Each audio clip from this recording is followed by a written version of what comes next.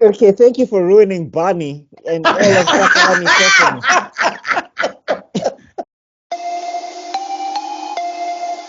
Welcome to yet another episode of the Nerdgasm podcast. And I've made a comment on TikTok. We are sober, but I'm telling you, man. And you can find me on Meister Geek Media. Hashtag Recast the Chala campaign. Jack. Every time Jack had to find someone from Africa, he's so plain. Okay, I'm tebellokhala. Welcome to Nerdgasm.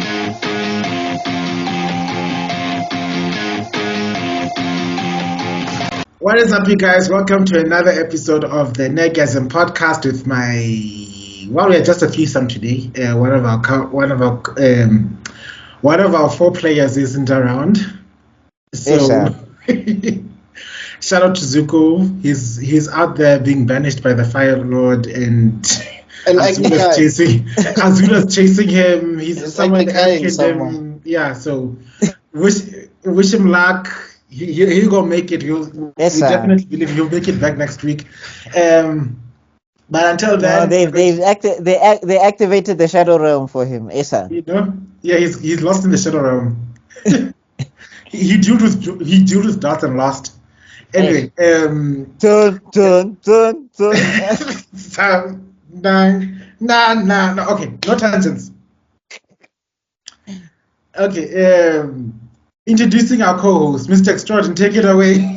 Hey everybody, guess what? I am back, Mr. Extrodin over here. Thanks to everybody who's been liking, subscribing, checking out the content. We're at 100 and something subscribers, which is great. Do check me out on Mr. Extrodin Things and Mr. Extrodin Universe, where I talk all things film related, all things anime, manga, cartoon related, and also talking to creatives. So Rob and I have been doing film releases of May.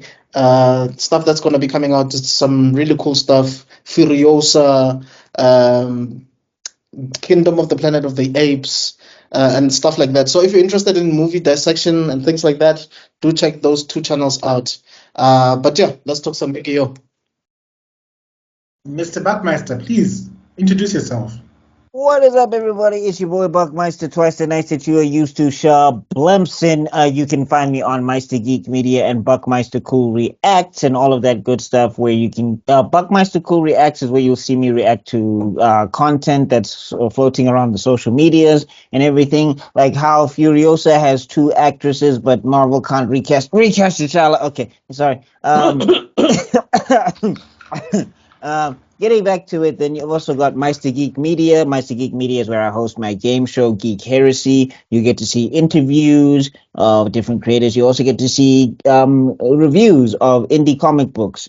Some new reviews are coming soon since I just landed from Comic-Con. Comic-Con vlog also coming soon as well. So you can look out for that on the Meister Geek Media channel and everything. Recast the Chala campaign going across all my social medias. And please, guys, this is the time we really need to push. So Recast the Chala campaign across all my social medias.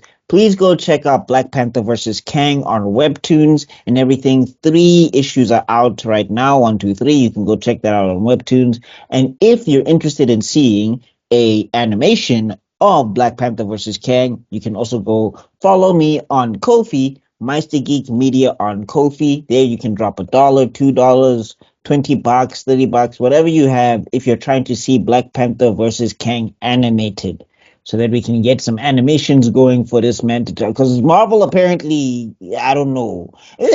So please consider supporting that and all of that. But anyway, now that that's all out of the way, let's talk some Yu-Gi-Oh! To put it into a sports connotation, Marvel is fumbling harder than a Kaizer Chiefs soccer team. So, hey dog, bash up you 3-1 in fit. Esa. There's a lovely line. Oh, you're not at 5 minutes yet. I'm not supposed to say anything bad. But screw it. There's always a line I keep saying with me and my friends. Cheesy jaw fit a mahosha hillbrow, and nothing seems to be changing lately. Are you a Chiefs fan? No, I don't really give 2 rats about soccer, but the way these guys behave, I kind of see myself when I react to things like this, when something bad happens, like in the film sense or something. When I see the way they overreact in something like soccer, it's as if you got shares with Kaiser Chiefs. The way you guys are dying. Yeah.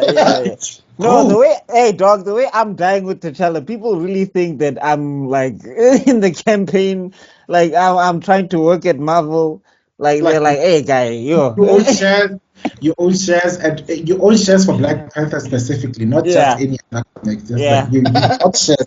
Like Yeah. when they first, it's like you inherited it from your grandfather's grandfather. When Black Panther first came out in the 1970s, your great grandfather saw it and was like, I will invest in this Hey dog.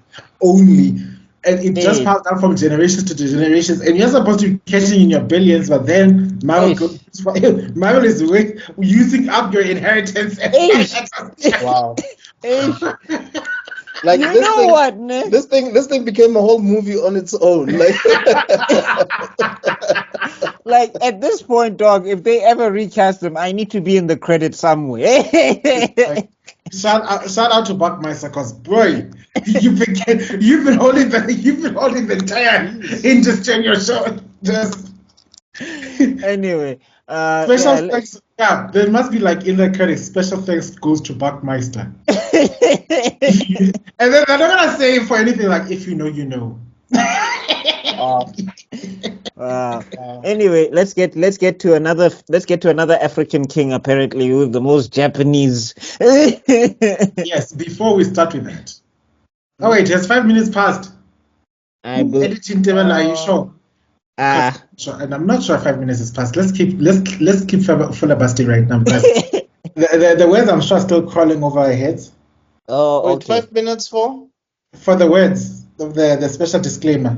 Oh, I think they're still floating over there. Yeah, so we need to give them a little more time. You've activated my disclaimer card, right? You know, activate trap. Disclaimer information. For the next 5 minutes, you will talk about gibberish while the disclaimer flows over your head. Until that time, no attacks will be directed to any of your monsters or life points. What? Oh no! I actually should have played some Yu-Gi-Oh when I was there at Con. Ish. There, you can tell us what happened at Con. How was it? I think it was a great con. The only thing I'm pissed off about is my slots and how they fumbled my show. Apparently, Sean Bean was there. Sean Bean as an no, Sean Gunn, not Sean Bean. Oh, Sean Gunn. Apparently, he was also not happy because of scheduling stuff. His stuff was not scheduled properly. They messed up Sean Gunn's schedule? I didn't stand a chance. Apparently, I don't know how. Allegedly. I don't know. I just know. Not to sound like that guy, but who on earth is Sean Gunn? Remember Guardians of the Galaxy, the guy who takes over Yondu's flappy thing. Oh, whistle guy. Yeah, the thing guy. Yeah. Oh, okay. That's Sean Gunn, who is James Gunn's brother. And everybody accuses James Gunn of nepotism because he keeps showing up in James Gunn projects. Oh, but I'm sure he's a great actor in his own right. No, he's a good actor. Like, if you've seen him in the stuff, he does what he's supposed to do. Like, you know. But I'm saying at the same time, I feel like people, if they had that hookup, they'd give it to the I'm gonna do that. Look at Christopher Nolan, and is it David Nolan? Yeah. Yeah. Why wouldn't I? Like, why? Look, some actors entire career based on the quote unquote nepotism. I mean, if it went for nepotism, we wouldn't have the scary clown Pennywise, the new Pennywise. Oh, Skarsgård. Yeah, and he's a brilliant actor. Wayne's brothers. Yeah, I mean, like if you. The Wayne's brothers. Yeah, I'm saying if you suck, okay, but if you're good, it's fine. And anyway, even if you suck, it just means that it can go to somebody else or something. Like this whole thing about complaining about nepotism. Now, I'll tell you now, if I have the hookup and one of my nieces wants to be an actress, here's a part. You audition and train and work hard. You're not just gonna get it. Like but I'll give you the opportunity. Idris Elba did a movie, I think 3 years ago, where his daughter wanted to play his daughter in the film, but his daughter sucked, and it's like, no, you're not gonna be in the movie. You know? Yeah, so I mean that's the stipulation. Like you have to, but you get first priority. You got to bring it, but you get first priority. Yeah, that's the thing. You need to bring your A game. The other thing you need to do is, there are two levels of nepotism. There's the one that you can see you're bringing talent across because you do believe your cousin can do the shit if he gets his act together, and he's doing it, and he brings himself to the table, and then he goes over and beyond because he's not only putting himself on the line. He recognizes he's putting his family, who believed in him, on the line. And then there are those cases where you're just thinking, what the hell are you thinking here? Where they'll literally invent a role to fill a person because the director likes them. Yeah. I'm looking at you, Steven Spielberg. Yeah. Wait, who did he? His daughter.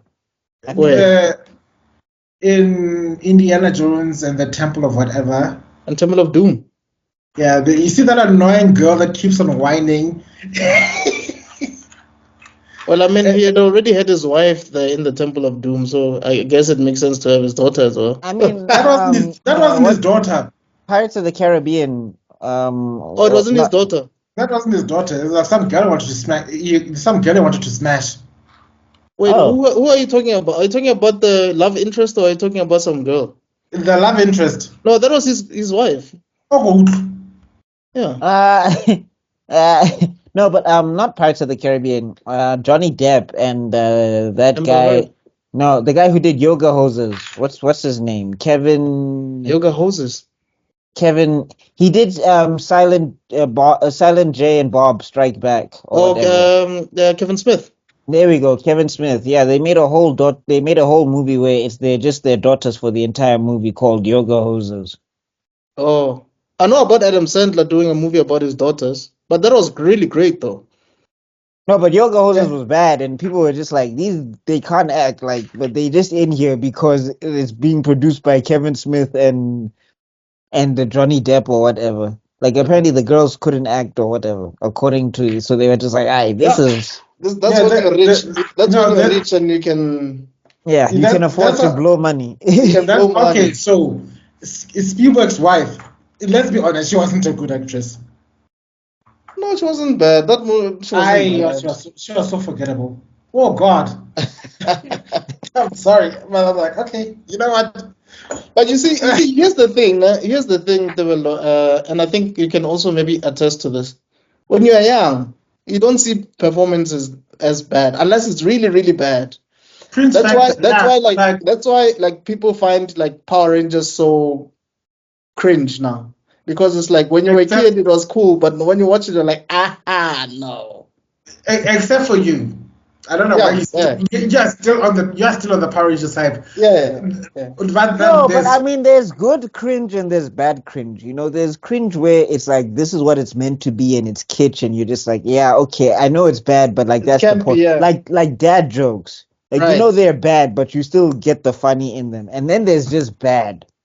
Like, for example, like the 1998 Godzilla or whatever, right? That movie with what's his name? Yeah, there we go. Nah, I knew that was bad when I was watching it. I was like, this is really? That time I'm 10 years old and I'm like, I was interested, dog. I was I think a good example that you're referring to, like Power Rangers is cringe but watchable, right? Mm-hmm. Xena is just cringe. I'm sorry. Everybody's talking about Xena. I was like, right now, we can't watch an episode of Xena without going like. Yeah, it's like even Sinbad, Xena, Sinbad, Hercules, all those things. You're like, aged like curdled milk. My God. The CGI there, you're like, oh my goodness. No, dog, that flipping scene that you sent us on the group lives rent-free in my head. And the thing that's crazy is that the thing that bothered me the most is when she's looping on the branch and all the guys with the crossbows are looping with her. And I'm like, shoot the branch. It was clearly for kids. I'm like, just shoot the branch. I don't understand why you guys are. It was clearly for children, though. So, like that whole thing of like kids throwing marbles at like FBI agents, and they're like, whoa, whoa, whoa, whoa, whoa, whoa, and then they trip and fall. FBI agents. No, but sometimes you can watch that stuff. Like Home Alone is ridiculous, but it's still like enjoyable. Oh, but you see, whatever. with Home Alone, it's because it's who's that guy now? Great actor. Kevin McAllister. No, Joe Pesci. Oh, That's the villain. Yeah. You know, so he's like a brilliant actor. So no, but like, hey, Kevin McAllister is a murderer. You're like, if that was regular physics, those guys are dead. You know, Shalamin, the God says that he was actually the real villain. Like, if you actually watch this movie and see that kid as the villain. No, I mean they're breaking into his house, so he can't be the villain. But at the same time, dog,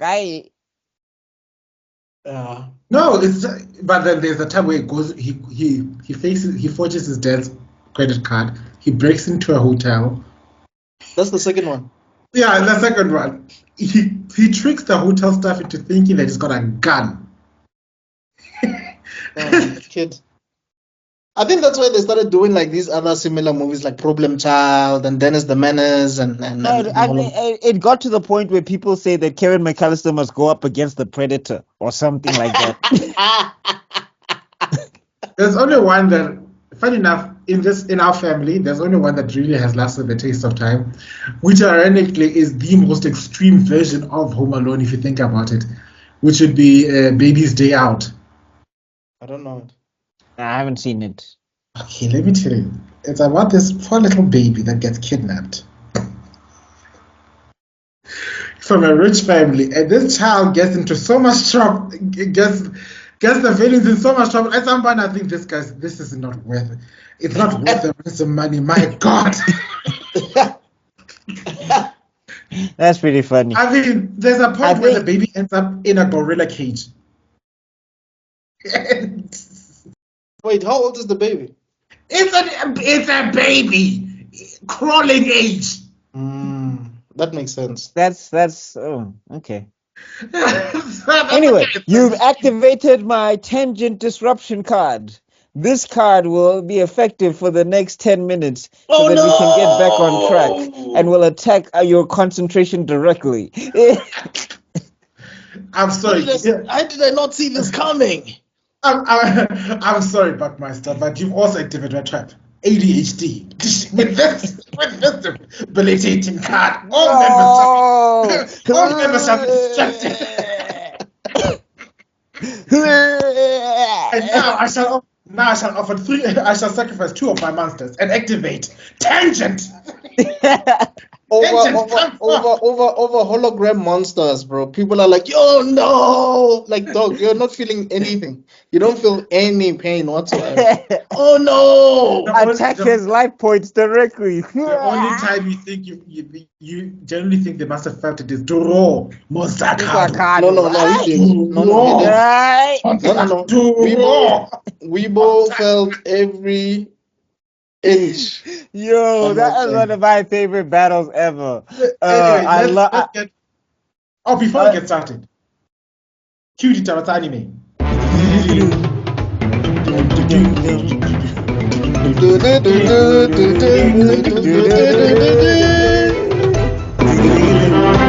Activating my news card.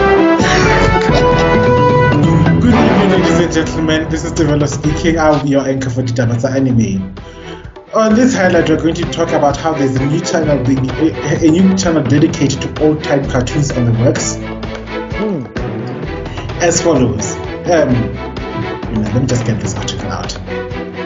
A new channel called New Me Two Toons will be launching this summer with Speed Racer, Marine Boy, and Marine Boy Anime as part of its show running. Classic Television Network, MeTV, also known as Memorable Entertainment Television, announced this on Wednesday, which means a few days ago. Oh, so that's what that was about. Because I saw something like Me TV on Twitter or something. Yeah, that it will be launching a channel for classic cartoons titled MeTV Toons this summer. The new network will broadcast things like Speed Racer, with gallery of characters like Marine Boy, the Marine Boy anime, and Silverhawks, the animated show. The new 24/7. Ooh, please gonna play 24 hours. Thank God, please. Will feature animated series from past decades such as Bugs Bunny and Friends, Tom and Jerry, Popeye, Scooby-Doo, Rocky and Buckwiggles, Johnny Quest, Flintstones, Jetstones, Smurfs, Yogi Bear, Inspector Gadget, Wait, so it's just Hanna-Barbera all over again. Hanna-Barbera and anime, basically. But it just sounds like But that it's sounds- Saturday morning cartoons. Yeah. But also, it's like stuff that's already on YouTube anyway. Yeah, and also it's just like with this current generation where they roast Dragon Ball Z animation, you want them to go back to Speed Racer? This is definitely for adults who grew up watching those things. It's not for the kids nowadays. Yeah, another quick bit to be the animation historian Jerry Black will also produce original content related to the MeTV Toons library, and voice actor Bob Bergen, who voiced Porky Pig, Marvin the Martian, will be the announcer for the channel. Sounds like Adult Swim on. Okay, it sounds like Adult Swim plus Cartoon Network. It sounds like something you'd play at an old age home for your great grandparents. You know,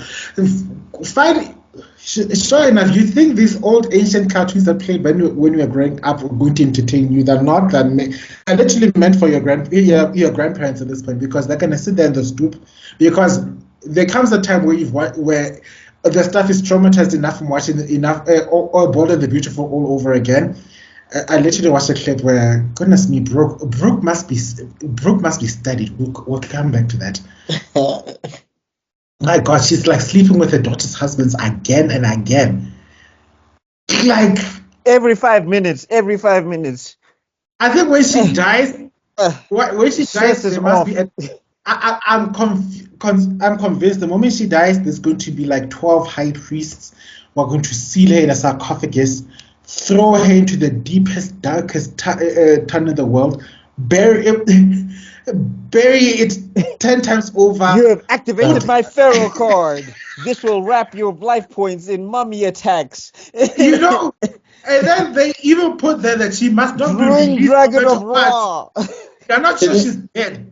Can you imagine like Home Affairs every year? What are we changing it to now? Lamine. Okay, Brooke Lamine. Next. Brooke, it will be Brooke Lamini Forrester. Van Donner. She will never let go.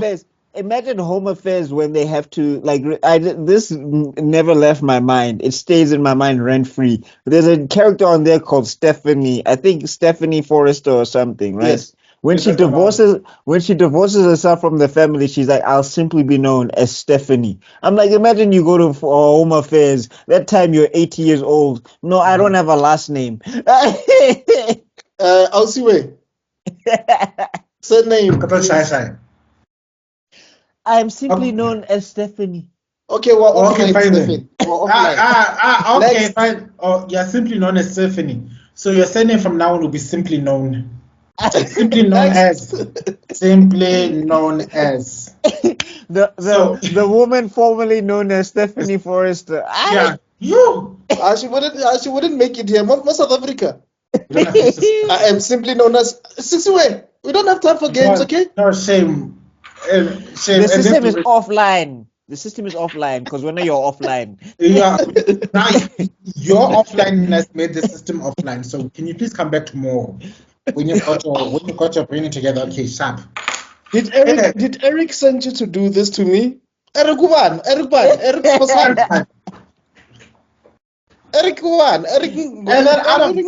No. Out of nowhere, if the back office Spectre will just walk out. Hello, Stephanie.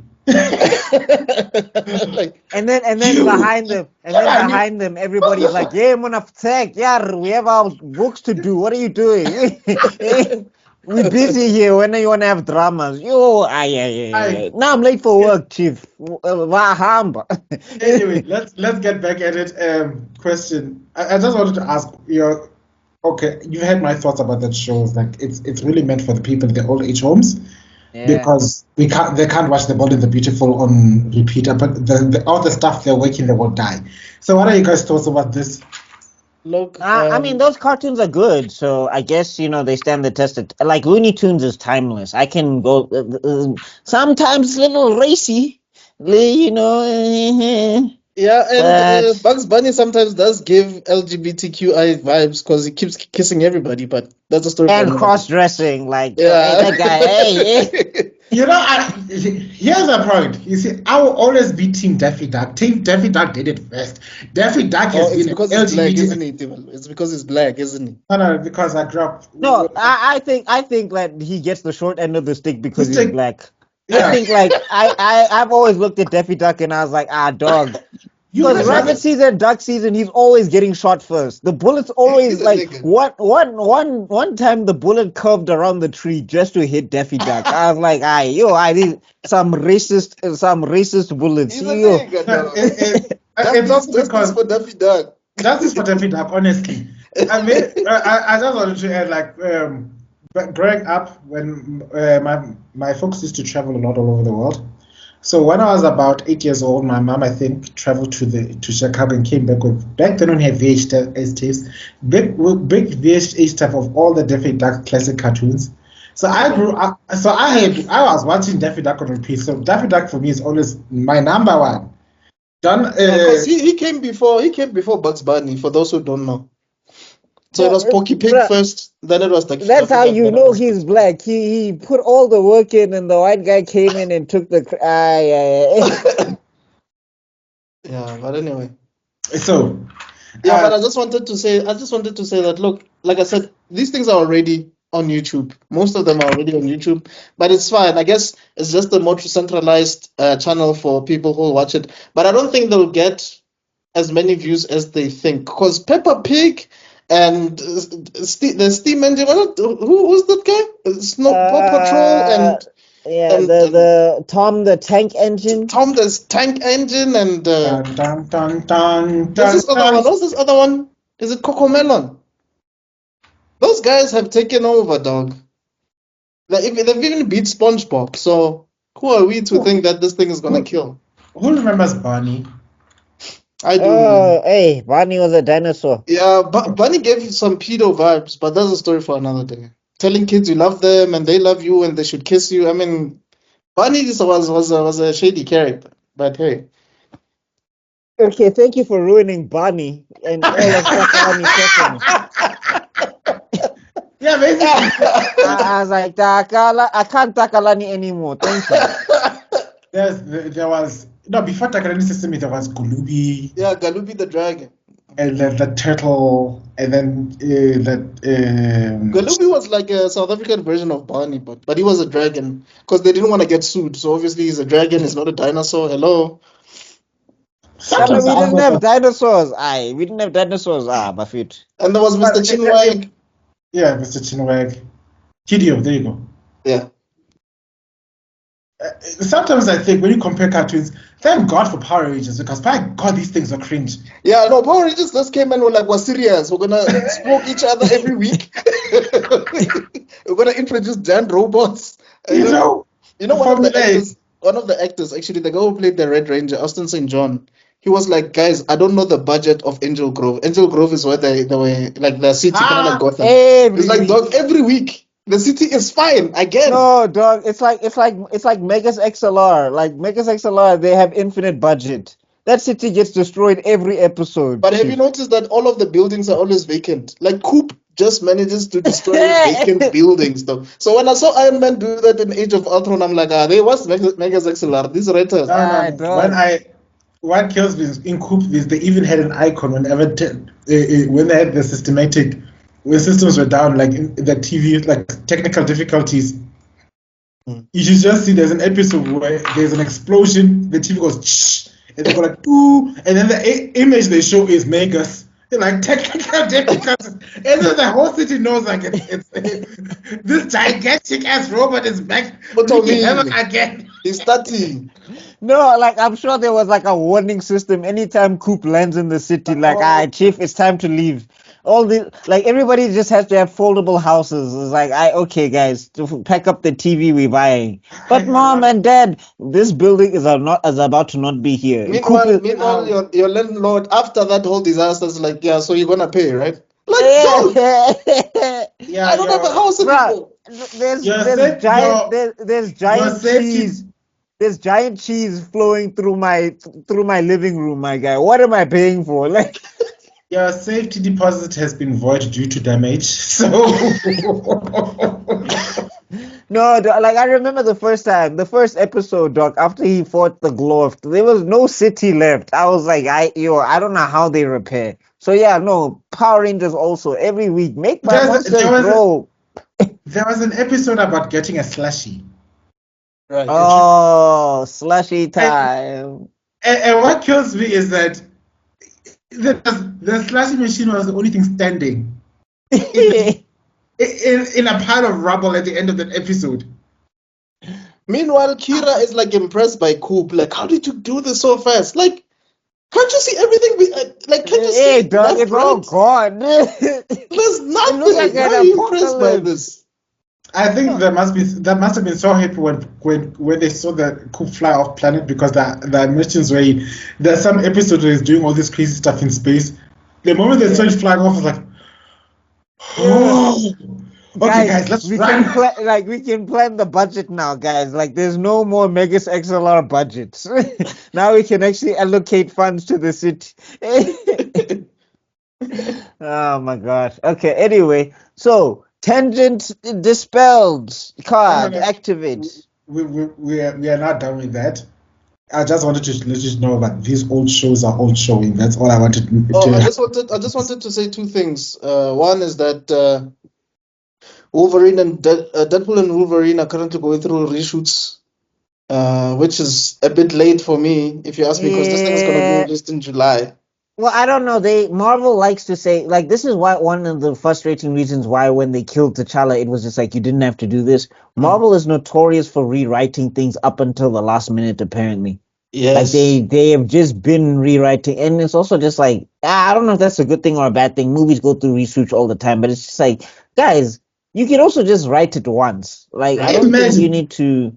Imagine if you're Wolverine, like, even Ryan Reynolds, Hugh Jackman, because I know that they need to go on a crazy ass super diet for you to be able to look somewhat respectable for these roles. And then they say cut, and then it's like, can I go eat my pizza now? And they're like,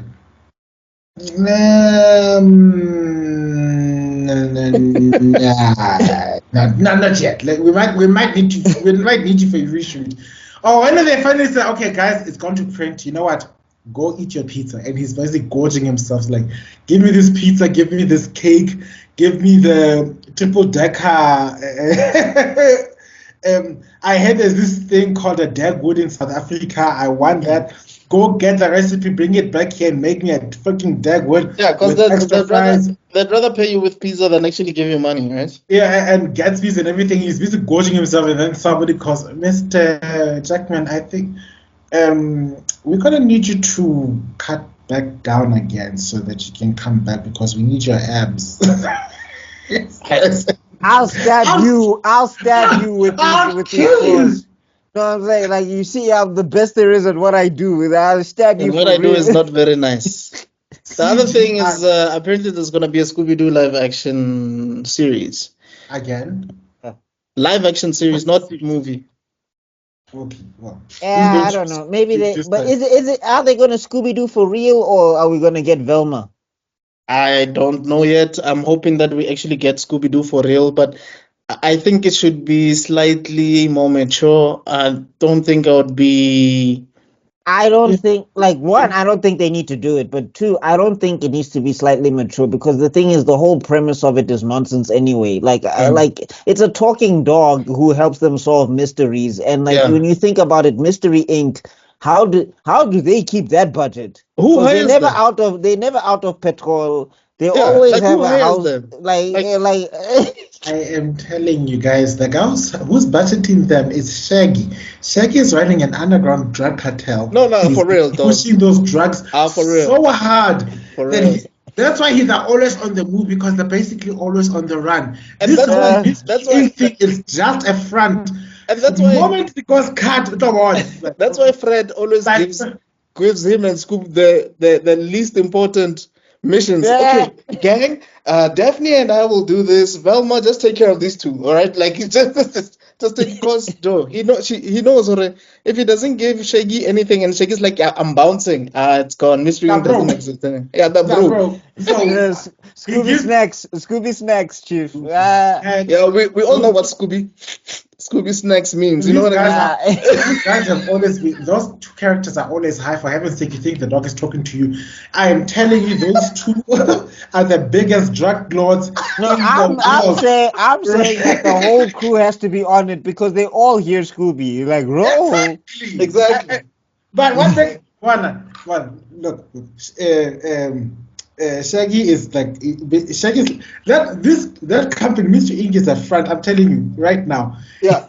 You guys watch shows like Reddington and all these things, and you're thinking that these super criminals need to be all smart and the thing. Yeah. F that is that guy living in a mukuku who's got trillions of dollars floating all over. No, like let's be honest. Like so basically Mystery Inc. is their way of cleaning money. So they Yes. hire these dudes to go and haunt these Ah, other places. Because I who would calls them? I Who would have calls gotten them? away with it. If it It wasn't wasn't for for you you meddling kids. Like meddling kids. The moment cut the literally they go to the cops. It never ends up in court. They never. How many cases do you think they've actually taken these people to court? Who is gonna call these guys as witnesses anyway? Like I saw them do this and this and this. No, but you see, none of this happening. you see, that's why I'm saying like a bit much. Because even John Campea was saying, look, it would be great if Shaggy was maybe like the older version, like this weed dealer who's like the older version who has like a talking dog, like he's a weed dealer and he joins the gang or I something. think But maybe if they make it funny, like the only thing is yeah, don't go gritty reboot because it's like, oh god. yes, Yeah, that's yes. the one thing that was the one thing that annoys me the most about these reboots that they're doing now. Like the one reboot that I haven't watched, but the little bit I watched didn't amuse me at all was this whole Wednesday Oh, Adams reboot. I didn't like it. I loved my The 90s. Adams family, yeah. I loved my 90s version of the Adams family. And then when I deep dived and looked back in the past, I loved the whole black and white era because it was just as humorous. It was right. all about how funny enough the most honest relationship on television at the time was the most stable relationship you could find. All these other soapies are showing about my husband is cheating on me, my this.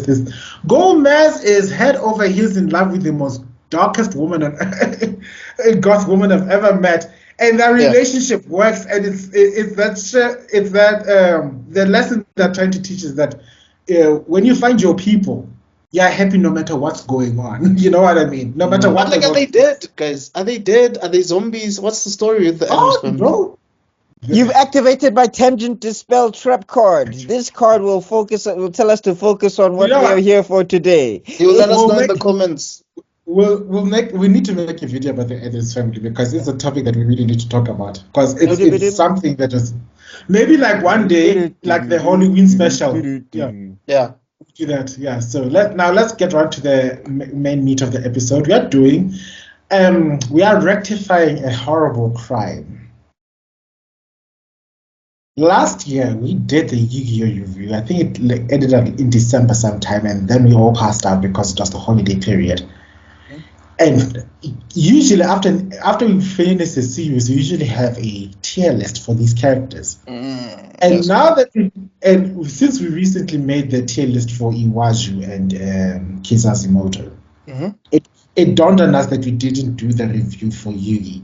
Yeah. And Yugi is too iconic for us not to do a tier list. But I mean, to be fair to us, the Yu-Gi-Oh series was a lot, Chief. That was a lot to Yeah. digest. Dog, like the fact that we used to watch, I think at the time we watched like 25 episodes a week. Hey, dog, I was Yo. binging. I like by the Yeah, time I was done, I knew every of the rules about Yu-Gi-Oh. I can play Yu-Gi-Oh from 2005 now. You could have just walked into Comic Con and was like, Dish, step aside, planet. Peasant, I will show you how to play the game. No, I must. I'll show- I could even just put my arm out and then like a dual disc will materialize. Yes. Let's do old school style. It's my move. Stand back. And I promise you, if you had gone to Comic Con and just shouted Kaiba, there was gonna be a Kaiba out there. Kama's gonna turn around and look at you. I'm telling you. Yugi. And then all of a sudden it'll turn into WWE and there'll be smoke and fire and a ring will emerge and he'll be like, we must duel for supremacy. Out of nowhere, obviously the tormentor just appears behind you guys. All three Egyptian gods appear mysteriously in the back. There's pandemonium. You think people will be running away from Comic Con? Everybody's running towards you. Worship the dialogue! But the minute one of you guys loses, they'll run away because they know that the Comic Con is gonna explode because it has to. You know what I mean? No. If Sato loses, the place is gonna go up in flames. Did Sato Kaiba lose against Yugi at the tournament? Okay. All right. Everybody pack up. Okay. Con's over. We need to run. Run now. Okay. So we want to do a tier list. Let me see if I can get. I want to see if I can get this share screening right. So bear with me.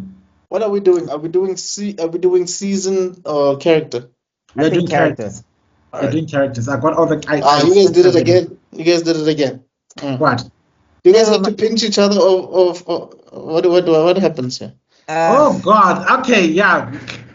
I told you he's Yami. I'm Yugi. Apparently. Oh yeah.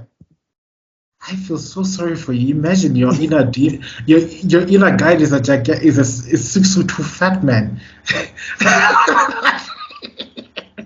At least look cool. Get some drips. I mean, get a sexy person. I don't mean, like it is over. Somebody, come on. We think too much, Chief, and of course, like because I'm the younger version, that's how it has to pan out.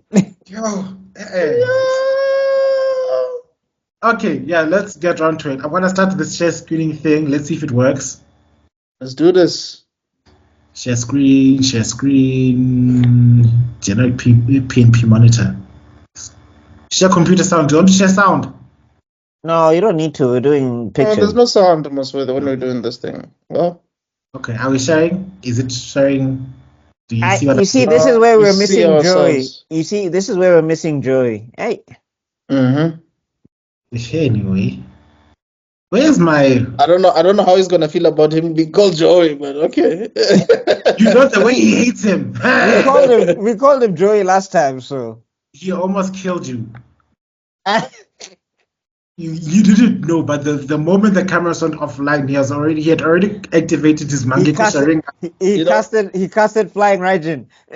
I'm so glad that you just have 2 tabs, dog. If you ever look at my stuff, dog, it's like 16 tabs open. Oh, sweetie, no, let me put it this is the other one. You see, Now this is normal. And then there's this one with my channel work, which is busy uploading. You see, it's even frozen now. Then this is the channel page. Oh my goodness. You got tabs. Yeah. I just wanted to go. Okay, here are the different tiers. We've got S. I just put Egyptian god tier. What do we call A? A, it can be first rate duelist, I guess. First rate duelist, okay. First rate duelist. This is not showing strong. No, it's right. B can be second rate, I guess, because Kaiba loves saying that you're just a second rate duelist. With a third rate deck. I'm forgetting how to spell. Second rate. Why am I putting capitals suddenly? Duelist. And then just close the bracket there. C tier is what's his face? Noah Ark. Noah? No, I was gonna say Weeble with the glasses. Okay. No, let's go Noah. I think Noah is better. Noah Ark. Cause look, Weeble getting Ah, sharper. Weeble getting sharpered by draw monster Cardo. Like it's too entertaining for him to be. You know. Can't you call it the digital realm? There we go. Digital Yeah, realm. Yeah. digital realm is fine. Digital. Because they go there like 3 times, isn't it? Like they also duel the executive, which I don't know how they still ever drop those guys. Yeah. Okay. I find with these 5 tiers, do you want to add Yeah, the detailed digital realm? No, I think that's good. Fine. All right. I put it in order of appearance, but we can decide on which characters. Oh, I also accidentally put Weevil here again twice. I don't know why, but anyway. You'll No, No, that's but Rex. that's That's not Weibo. Rex. That's Rex. yeah. Ignore the second Rex, okay? He Okay, doesn't exist. Yeah. it's fine. He's very relevant as it is. So let's start with order of appearance then. Yu-Gi. First First rate. rate duelist. Let's read your list. I mean, we know he's the secondary character in his own show. So You know, Ish. it's literally named He Yu-Gi-Oh! he only becomes like main character like at the last episode of the last arc. yeah, that's like serious retconning right there. That's a retcon for That days. is deceptive advertising if ever had it. It should have been the Mysterious Pharaoh or something. It should have been called the Mysterious Pharaoh or something like that. No. Yu-Gi-Oh! Yami O. I don't know. It doesn't punch as much. But Yeah, that sounds like he- sounds like peanut butter. yeah, he's a fine character, but like the thing is, they just didn't develop him enough. Like that's the problem. Like every time he went Yu-Gi-Oh, it was like, yeah, we don't care about Yu-Gi anymore. You know, it's kind of like Athena in Senseiya, because Yeah. it's basically like about them protecting Athena, but you hardly see Athena, and even if you see her, it's like she's not that useful. No, but I'm saying the Yes. thing is though is that like Yugi is still a main character, kind of, but like up until whenever he says Yu-Gi-Oh, we're looking for this guy now. Like, Yeah. And then Grandpa, also known as second-rate duelist, secondary duelist. I Yeah. think. I'd have given him digital realm honestly, because what does he do? No, apart he from- has a interesting backstory when he was there in Egypt. You know. Yeah, but the way True. Kaiba almost killed him in the first episode, it's giving. That's digital realm. why he's second rate. He had an interesting backstory, but like Yeah, otherwise, he just moves the plot, because there are other scenes where he does be. Well, in the manga, you get to see a little more. Yeah, that's as far as I'm going. He's lucky. Okay. Sure. Joey Weaver. in the absence of our Joey who hates Joey, I think I'll say first rate duelist. Yeah.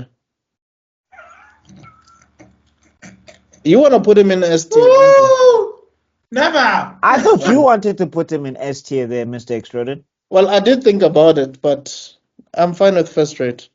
I'm also fine with first rate. I'm just picturing. I know someone out there's gonna want us to put him right here. Because No, he does stuff for the plot, but like the other thing is, and also his fist fight with that dude in Orichalcos is one of the most hilarious duels I've ever seen. Because they just said, "Man, these cards, we Let's fight." box them." now. you know, these hands. I want it to be legal to hit you. Come on, give me a way. Just give me a way to lay these hands on these people. And they fist fighting over a mile or whatever. Oh, that was funny. I was just like, that's like the epitome of saying, you know what, I don't care about these cards anymore, Chief. Like, I don't care about Obelisk the Tormentor. I don't care about traps. Like, I'll trap you with these. These equal opportunity. Oh, Lord, so funny. You know that Valen must be the grandchild of a grandsire of that guy from Jujutsu Kaisen. That Everyone is busy making techniques and busy like, yeah, now I will get rid of these curses with these two. Matoho and that. Anyway, Tristan. Speaking of those who lay hands on others, let's go to Tristan. Second rate. Yeah, no, Mr. Extrodin? it's not digital for sure. Second rate is Yeah, fine. yeah, he's not digital, like he. He doesn't. Miss God. Oh, hey, Taya. Oh, Power of before friendship. the caller's misogynist, I think second rate is fine. Yeah.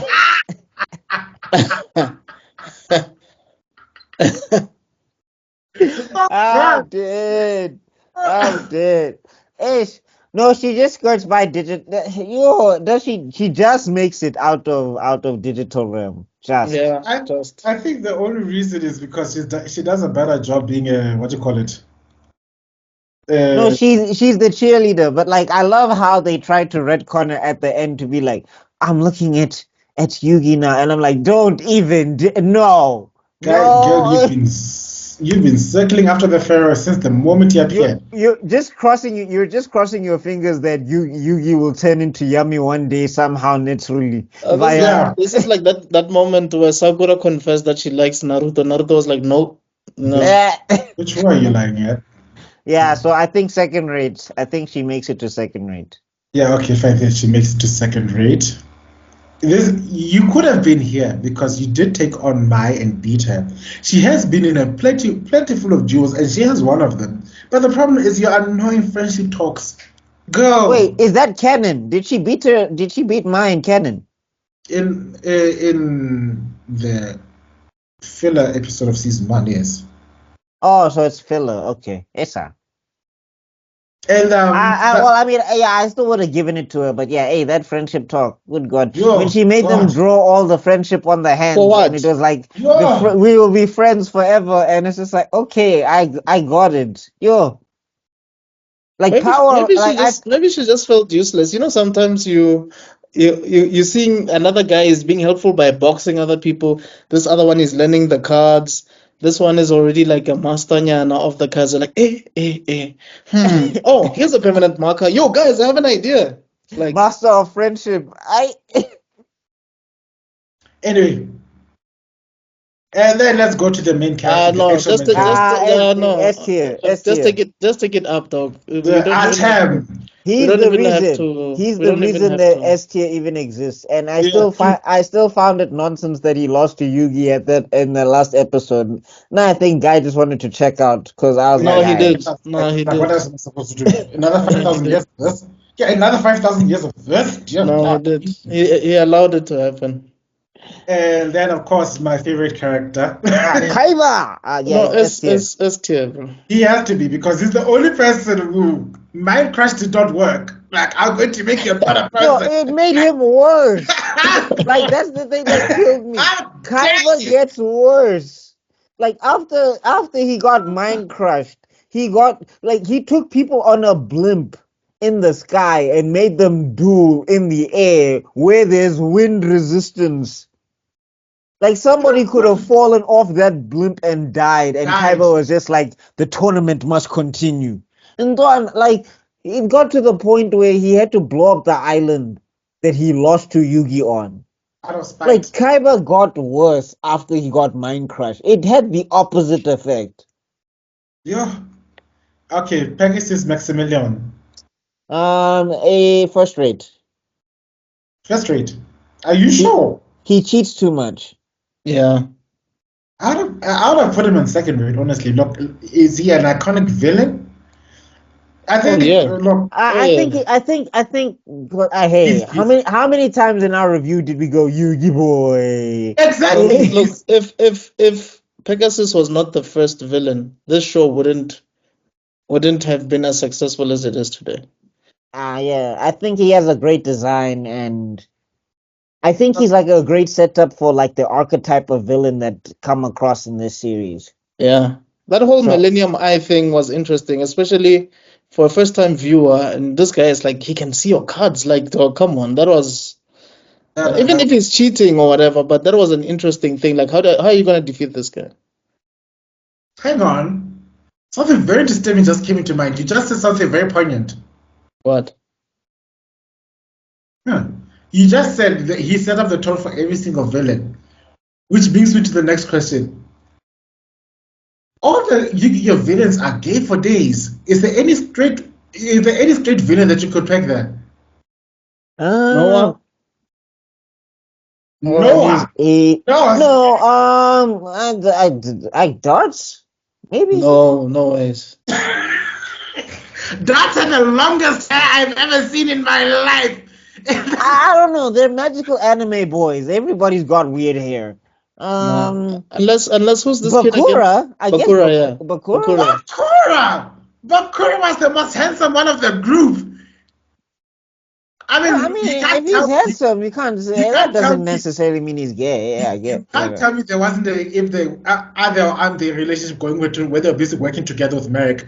That whole let's talk during the due. No, it's probably okay. At best is bi, I guess. At best. You know what? You know better than me. So I'll take your word for it. It just dawned on me because I realized like Pegasus for me was like this guy is the most gayest character I've ever seen. And then when you said like he said that talk for all the other villains, then it was like, hang on, wait, this guy's right. All the other villains, they were like. But you took it like way too far. I didn't even think of gayness. I was just thinking of how they're manipulating and using powers and like they're doing things to read cards. I didn't see. You are going to be in the credited by when people are gonna say like special shout out goes to Extrodin for inspiring this line of thought. I'm going to put your names there. You guys are just as responsible. Anyway. Let's move on. We've got Shadi. Yeah, this is his name. Shadi, first rate. Why?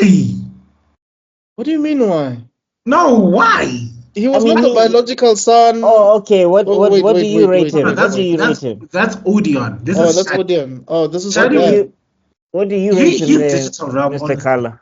Digital Realm. Honestly.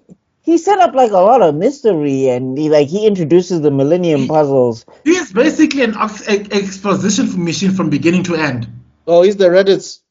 Yeah, but I mean, he was kind of, but I mean, like it wasn't like just the direct, exposition and everything. But I think also when he is a bit harsh. If we're gonna think of Taya. And him. Taya does more for the plot than this guy. This guy is basically ancient Egypt. You are the reincarnation of the ancient pharaoh. You are not going to look into your mind. Something happens, and then he vanishes. The only other times he happens, anything plot centric that happens, he rescues Joey from on top of the blimp because for some reason he wanted to have a makeup session with Zuko on top of a blimp for crying out loud. And then that kind of sounds like Uncle Iroh vibes, though. Yeah, but if Uncle Iroh vibes was a force of, Uncle Iroh vibes was also to the moral center of the story. This guy is just a. But Uncle Iroh was the moral center because he had a Zuko. This is like Iroh without Zuko. No, he's not Iroh level because the other thing is like Shadi never says anything like that deep or profound. I think the thing is he adds a lot of mystery to the series. He introduces the Millennium items kind of like, or their purpose. He kind of introduces that and everything. And let's not forget, he's the one who gave Pegasus the eye. And like I found that hilarious in my opinion because he was like, "Oh, white man, you want to come down here and explore this eye?" I don't know, and I guess also he kind of had an interesting role in the last arc. I'd have to go at least second-rate duelist. I think that now that you think about it, the last arc is where he actually does flourish, as well as in the manga, he is a way more interesting character, like exponentially more interesting, and just the. Are you changing your mind now? I think it's because of how piss poor they did him that pisses me off. That's why I put him to digital because I'm comparing his character in the manga compared to his character in the anime. Should we read the manga, Khala? I wonder. No, some points do get a bit boring. For especially we already did the series, so it's gonna be a bit repetitive. No, right. Yeah, but I'll just highlight a few things. Like he legit had a proper duel with Yu-Gi. He didn't just go into his mind and stuff like that. He literally had a battle with him, where they had a shadow game where eventually he lost. only to realize the reason he lost is because, well, he clocked that this is the pharaoh from the from that point onwards. But Yu-Gi says the power of the Millennium Puzzle is the ability of friendship, and that's why he lost. And that's how he manages to make this cool exit with his Millennium Key falling from the top of a building, and then he catches it as he walks away. So such cool scenes. He eventually gets killed by Bakura. Did Yu-Gi-Oh birth the power of friendship? Because I feel like they did somehow. No. I was watching our last episode about Yu-Gi, the first episode. Basically, Peter was basically letting us know that the power of friendship is basically a shonen trope. Yeah, it is. But I'm just wondering who birthed it, because this one. Astro Boy. If they didn't birth it, I'm saying if they didn't birth it, then Yu-Gi-Oh perfected it, because my God. Anyway, so I'll move you guys because I'm outvoted. I'll move him to the second rate. Weevil. Shadow Realm. Yeah. Way before it belongs. I agree, but also don't agree. Why? Because without Weevil being such a bastard he is, would never have enjoyed the scene of Draw Monster Cardo. This is the guy who threw the Exodia cards, dog. No, but like outside of that, right? Even with throwing the Exodia cards, dog, you just listen to him speak for 5 minutes, and you're like, dog, I was a nerd in high school, and even I'd want to stuff him in a locker and punch him in the face.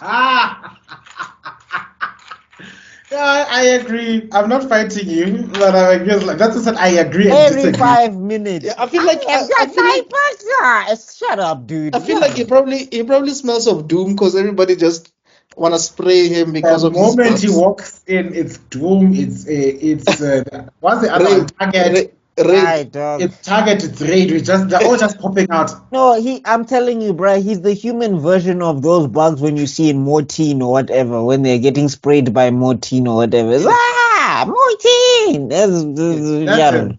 That's him.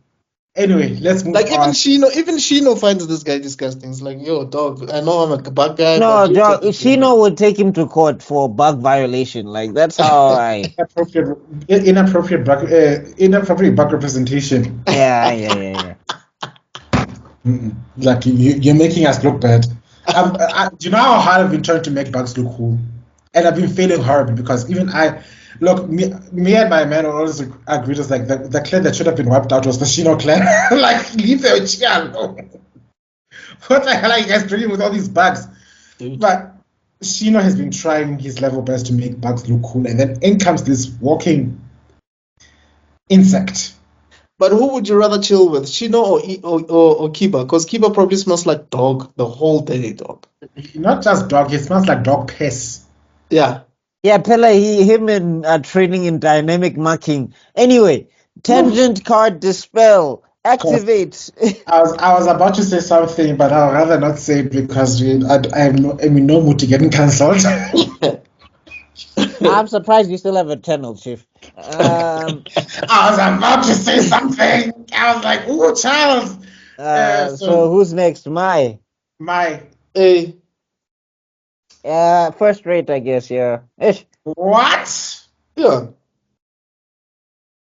Maya was part of the top 5, was she not? Wait, if she's 18 in my head canon, she's first rate. If she's not, she is definitely second rate. She's 24, guys. She's 24. Hey, dog. She's playing around with kids. My mind is made up on that one. I'm headcanoning. I'm gaslighting myself. Like she is younger than. Self genjutsu activate. So you guys don't wanna. Jutsu. You guys do understand that if we don't put Mai on first rate, there's no woman that's gonna be like on first rate. There are other characters that do. Okay. No, there's one, but I still think first rate because she is a personality. It's just that it's the 24 thing that throws me off. It's just like is the 24 thing, and I think it's also, for me, it's also the way her plot, her storyline doesn't make sense. In the because there's no Orichalcos arc in the manga. Right. Her story just goes from she becomes a duelist, she duels Merrick, she gets captured, she gets released, and she moves on with her life. All this new now, thanks to the Orichalcos, they took the character assassination basically, and the age issue makes me like wonders like from these guys literally fought tooth and nail to save your goddamn life to I'm going to kill you because of reasons. Yeah. Because she couldn't pick up a phone. I was like, Yeah, so now you're gonna tell me she's in the same level as characters like Yu-Gi and okay, Jody. second rate. I'd say second. I still say first. Like, I'm not changing my mind. So. We know you're in the Valley of the Gods, Chief. I'm in the valley there too, but if they changed the age, I would have been there with you. So, I'm gonna go with this because, sorry, Mr. Extrodin, you voted here. I'm sorry. No, it's all good. I'm cool with it. And then we've got Ryo Bakura. I guess S tier, because I think this is the living embodiment of the living embodiment of does not give up.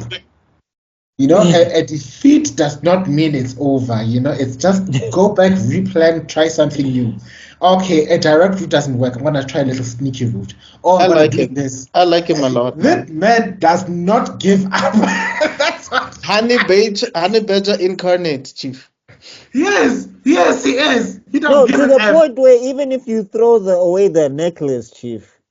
Like remember when Tristan had his bad accent and he's like, I'm going to throw this thing away. And he threw it right into the before they changed the voice actor, yeah. Or before they put a gun to that voice actor's head and it's like, Chief, come now, act. Go. You're gonna get this voice right, or I'm going to put this. Gonna fully throw to this heart to get it right. Take a choice. They definitely changed the voice actor. Anyway. No, in my head canon, they were just like, "Hey, dog, we will banish you to a shadow realm for real." Like, Chief, come. Yeah, we know we're not paying you for this, but dude, come on, you can do a better job. Yeah, no, I agree with the S tier choosing for this character. I like because I see there's another one for Thief King Bakura. They're basically the same character, but still, I like both Bakuras. We'll come back to him later on, I guess. Yeah. But what I like this one is Shadow Realm. Shadow Realm. Yes, no. Moving on. You want to talk about gay coded? Look at those two. Yeah, the things that they do together for some cards. Okay. Wow. Okay. That. No, but Rex is more like he's more like a simp. But the fact that he lost his room to Mai because he thought he was gonna get some burns, and he didn't. So. And then the whole time he's hugged up on Bugman there, like they. Hush. Quickly. I'm keeping you from being banished from all gyms. Members of the council, please excuse my young friend's careless remarks right here. He did not know what he's saying. Okay, I'm still training him. I'm working. It's a work in progress. Who are you talking to? I'm talking to the Alphabet Mafia Council. Oh, okay. Because he just compared the most disgusting characters as a gay coded, and I know if this reaches the council members' ears, we're in so much trouble. So I'm gonna I'm like, look, I know what he's saying. Trust me. He'll come around. He's learning. I've only known him for about a year. It's okay. We just hope they don't revoke your card because of us. Okay. I formally apologize. For my. Do you know how many times I had my council membership? Your disciplinary hearings. Because of you guys. Anyway. Hey, I was Team Morph. That's gotta count for something. Yeah, that's like the white guy saying he has black friends. Doesn't mean anything. Wow. Okay. Mokuba Kaiba. The second raid, right? Digital Shadow Realm. Shadow Realm, actually. So, Wow. dog, he's just there to get kidnapped. That's all he does. No, I think the only reason I would put him in Digital Realm is because he at least there's a very important plot point where he calls Kaiba out for his BS.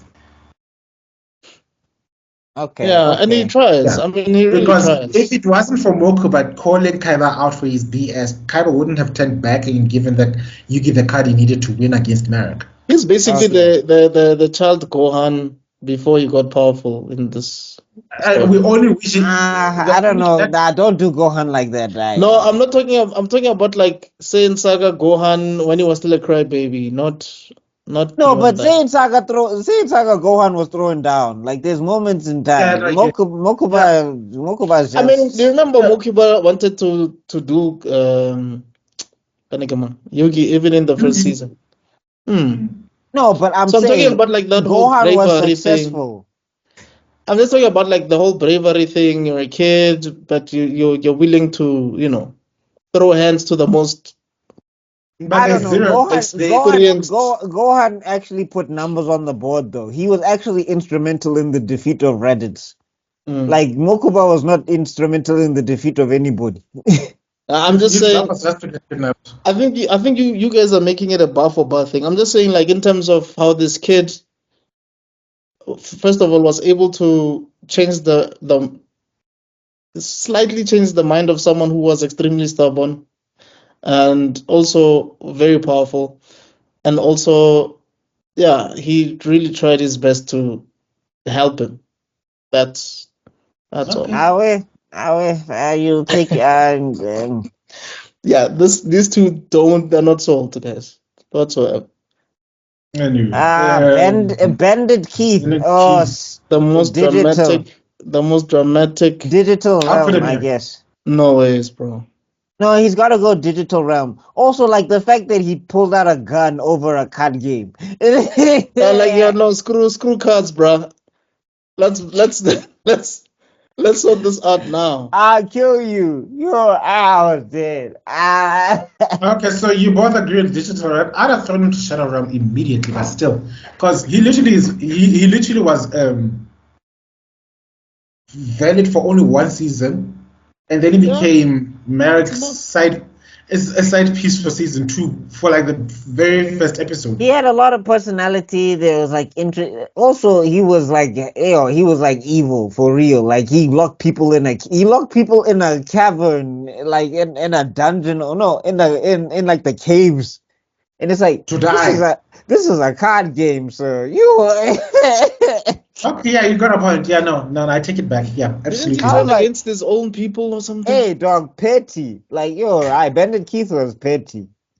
Yeah, okay, no, I'm okay. It's fine then. He can go to digital realm. Duke Devlin. Duke is like the Yamcha of the group, is he not?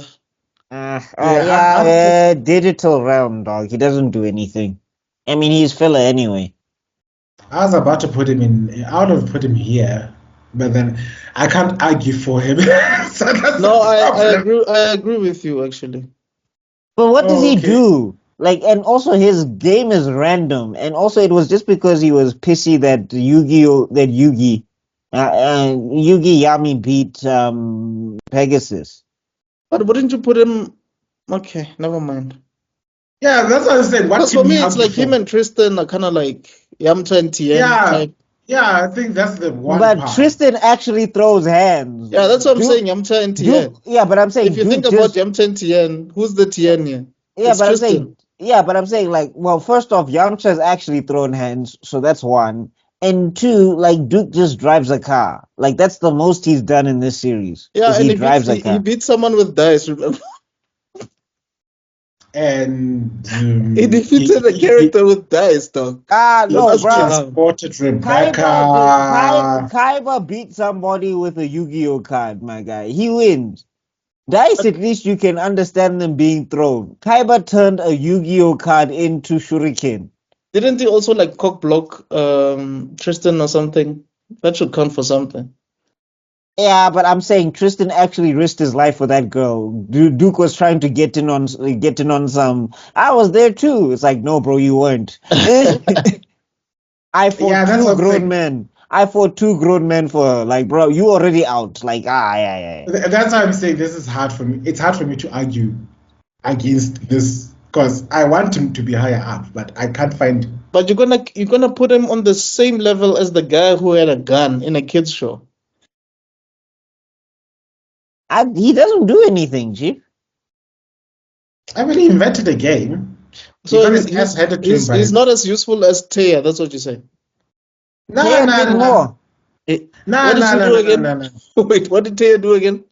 She was there, Joey's flashback, Chief. Her power of friendship helped Joey stand up from getting blasted by Wow. a Okay, so gunshot. that's better than Duke, right? Yeah, ow. But I gotta say that episode. Unlike Duke, she actually has a W. But I gotta say that episode where he played against the Pharaoh wasn't interesting. That dice card was one of the most convoluted things I've ever seen. I was like, I thought Yu-Gi was convoluted, but I thought the card I don't game. know, man. I say second rate. That's my. So the second I rate. don't know, Khala, if you want to outvote me, but Duke doesn't do anything for me. Look, I'm So indifferent either way, but personally, I would have put him on second rate. Yeah, because I feel like he's more useful than these two characters. I tell you, Second rate then. Is in the same level as Mokuba. To me, yeah, but okay, second rate. Nah, he kind of is. She, let's be honest. Yeah, he kind of is. I mean, he beat like the only thing I think he's got is that he beat like an inexperienced Joey at Yu-Gi-Oh. Yes, and that who used a different deck. Yeah. He didn't even use his own deck. Mm-hmm. No, I'm sorry. It has to be digital RAM. I'm sorry, but Extrodin. I can't find. It's all good. Now there's a character. You see, now this is character put in first rate. Yeah. Shizu. Yeah, she's got to go first rate. I figured that's the one you were. She can't be S tier because she's also my Millennium necklace, and it's like I'm sick of this necklace, but she actually affects the plot. Right. Yeah, she moves the plot forward a lot. And she's the one that gave, and she's also the one who gave who gave Kaiba the idea of making the tournament in the first place under the guise of we are fighting rare hunters. Fair enough. And she made Kaiba sweat for like I've never seen Kaiba sweat like that, even when he was fighting against Yugi. You know, and most of his deck is gone. But he's not in denial at the same time. Yeah, it was at his absolute most egotistical worst. He had obviously the torment on his back. He thought he could do anything. Anyway, at some point he was even laughing like a villain. And I was like, yo, that mind crush did nothing for Kaiba. Nothing. Then you've got I'm gonna call him Twink Merrick. Wait, is there two Merricks? No, he's first raised, I think. Oh, is there two Merricks? Yeah, there's two Merricks. Yeah, no, he's gonna be first rate. The second one is gonna be second rate. Because he's like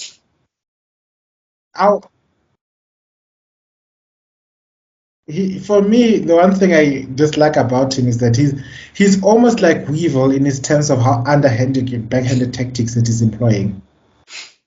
So you want to put him in the shadow realm? I would put him on digital, to be honest. No, I say that because of the effect that he has on the plot. Also, like the thing is, Weevil never actually succeeds with his backhanded tactics, while Merrick, successfully did brainwash Taya and Merrick has the longest arc in this entire show. And right. And I'm saying also, like that version of Merrick specifically before we get to the other version, which I think is way more annoying. Like this version of Merrick, it is planning, it is like he's using Millennium items, he is, he's doing things. So I would have to say that he's at least first rate. Yeah, okay, I hear you, I agree. And what are your thoughts, Mr. Extrodin? Yeah, like I said, first rate. I said this before everybody. Oh, that's what it is. I Shadow Serenity, Realm. Iwa. Shadow Realm. Damn. Damn. What does she do? I was at least gonna give him digital. Why not? Straight to hell. Shadow. What does she do? She rescues her baby brother when he's about She's to as die. useless as Taya, in my opinion. So She goes and saves Yugi when he's busy drowning under the Taya water. played some cards in the filler arcs at least. And she also played some card in the Noah arc. The Noah arc. You wanna give her the Noah arc, my guy? yeah, then maybe she must stay in digital then. I think digital. Sharp, give her digital. Okay, that one dive that she did one time. Okay, Yeah. Sharp. And Odeon Ishtar. I think second rate. Second rate. I agree with that. Because his only most interesting thing is Master Merrick. Master Merrick. And it's like, bro didn't have a plan at all. He was just like, I'll just hang around Merrick while he continues to be evil. It's like, dog. At least get him therapy or something, child. Come on. It's like Master Merrick. You do know you're absolutely being unhinged right now. Shut up, Odeon. Oh, but I'm just telling you that. Bruh, do you remember Metabots? In Metabots, there was this girl who was dating the leader of the Rubber Robo gang, right? Yes. After the Rubber Robo was destroyed, the leader's like, nah, screw it. Even if we are destroyed, I'm still gonna be Rubber Robo. Rubber Robo for life. Dog, And the then ex she was like, joins. okay, I love you that much. I'm gonna join you. I'm like, dog, you were healthy, you were fine, you were trying to save the world. So now you're willing to be loyal to this guy who has nothing. I was like, yeah, so that's this guy, dog. It's like, look, even if you have zilch, I'm with you for life, Merrick. Oh Like, my god, I just remember that episode. Remember he even took out one of his horns and put it on her. yeah, and put it on her head, dog. She took it on one of the guys' Oh horns and my put it on god. her head. We Okay, should wait. do I it. still need to watch Better Bots, guys. Like, We Oh, should let me do a see. better B review. Yeah, we Yeah. should do that one next. We've been saying. Yeah, okay. Evil Mark Ishtar. Digital. Oh. I agree. I don't say second. Brad, yo, this is Merrick at his worst, and then I'll kill we get it. No. He's Yo. been saying he's been saying I'm going to Destroy I'm gonna get the power of the No, gonna but destroy like the they first. start, but I'm saying when this Merrick comes around, they start like recapping this like extra hard, and No. also like he was the most annoying commentator during Yugi and Kaiba's battle. Which was Because the best tool of the entire series, but it looks like things are looking bad for the Pharaoh. Which means now it I'm going looks to go like up against Kaiba. And then it seems like the Pharaoh managed to siphon his Egyptian god card before Yeah, no, it was quite also like he dramatic. comes out of nowhere. Like there's a more evil version of Merrick. How? What gets me going is the fact, you know what I like? The Japanese voice actor was a little bit more nuanced in his evil version than it was in the English voice actor performance. Not to say I'm hating on the English voice actor at all. I'm just saying the English one is that whole super. Yeah. It was It's too like much. he read a brief. He read the character Bible and it says, okay, I'm gonna have to sound like this. So I'll give him second rate. I'll also give him digital. What do you want to put in Mr. Extrodin? Yeah, second rate is fine. Like whether we hate him or love him, he dragged the arc. Like the arc was long. Second rate, He but was I'm just saying for me, dog, like every time he's talking and then his face is rumbling and I'm just like, there's a dog, part. we get it. You evil, and I don't know where you came from. I don't know why you're here, but Can you please tell me how did you manage to get his tongue so pointy? The animators were just hungry, dog. They are promised pizza that day. If you work really hard, you're gonna get pizza. That's all I'm thinking about. You're one of our esteemed employees, so we're gonna Yes. buy you pizza. Anyway. And then I won't even hear any argument. Shadow Realm, you. Hey, no. the Noah Ark, and then the board of directors. Shadow Realm. Sure. The most Those who run uninteresting, Kaiba.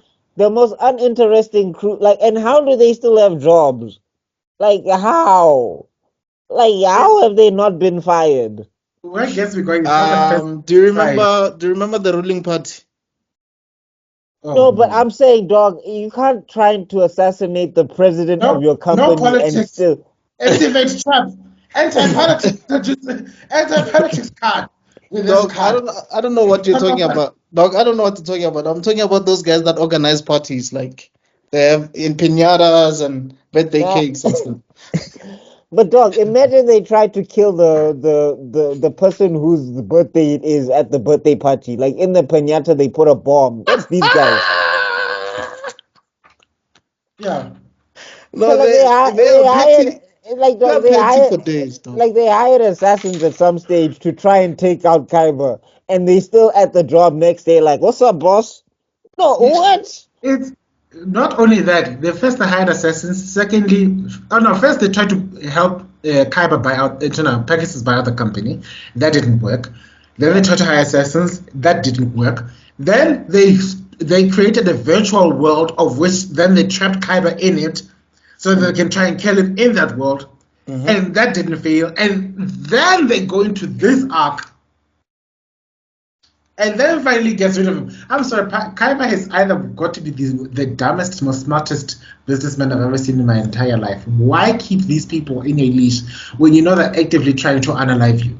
He's either avoiding a class action or he's avoiding CCMA, or it's just basically gonna No, be a but class like action. but I'm saying if he has proof that they tried to assassinate him, none of that stuff applies. Like after that, chief, you go to jail. How are you gonna have proof though? Because with Pegasus buying out the company, it's still legit. Two, it was a digital realm. No one is gonna see it. Dog, the assassins in real life that came and shot at him with guns, dog. All he has to do is just have You mean those footage of invisible guns? The board members bought out for Kids Network. Low key though, guys. I feel like Kaiba was really like Batman because he had martial arts training. Like the dog. Like this is the thing that annoys me about Kaiba. Kaiba is so good at so many things, but like this card game has to be it. Yeah. Do you know? Anyway, goes about Kaiba. Digital. He's more interesting than. One of the most hatingest fathers I've ever seen. He's the more interesting of this entire arc. If they just had focused on him as the main villain, I think this would have saved this entire arc from the get-go. Yeah. Yeah, I mean, but I'm saying also, like, dog, he had to adopt a kid because he lost to him in chess, and then after he adopts this kid, he just hates on Kaiba the entire. I really don't know what the deal was between the two of them. Like, what was the negotiation? Imagine if I beat you in this chess game, you're gonna adopt me. I'm forcing you to become my dad. No, and then you agree, but then when you're his dad, all you do is just dump on him and make sure that he's like, oh, you're playing games? Who do you think this is? You're a Kaiba now. Do you know? Yeah. Anyway, let's move on to my favorite arc. We've got this guy. I forgot his name. I forgot his name as well. Shadow Realm. I know it's Grim something, Grim Waldo. I was gonna say digital, but okay. What does he do? He literally beats these two, loses to the Pharaoh after explaining how he's basically used to explain how the seal of Orichalcos works. Yeah, I mean these two are the first to lose their souls. So yeah, that's what he does. Yeah, and then explain that's all that's his entire he was used for power scaling, Chief. That's all he was used for. Exposition. Yeah. So now I'll put him in the Shadow Realm too, honestly. He's that forgettable. Okay. No, we don't even know. Do you remember his name, Mr. Extrodin? You want to argue for him? No. Exactly. Wait, do we have to remember people's names for them to be on digital? But it's just proving our point how forgettable. We know, but I'm saying we know everybody's name on digital at least. We don't even know this man. I think he should maybe be in between, but not Shadow. But that's me. And then we've got Alistair. Alistair. Second rate. Second rate, yeah. I agree with that. I think he's second rate. He complains a lot about the Pharaoh, but still about his. No, he complains about Kaiba. It's Yeah. like Oh yeah, Kaiba's about Kaiba. Yeah. like to the point where Kaiba was even like, "All right, dog, jeez, I'll donate." Like No. And then you've got Valen. Valen Valen is has to be first. Has to be first rate. I'm sorry, ladies' First hand. rate.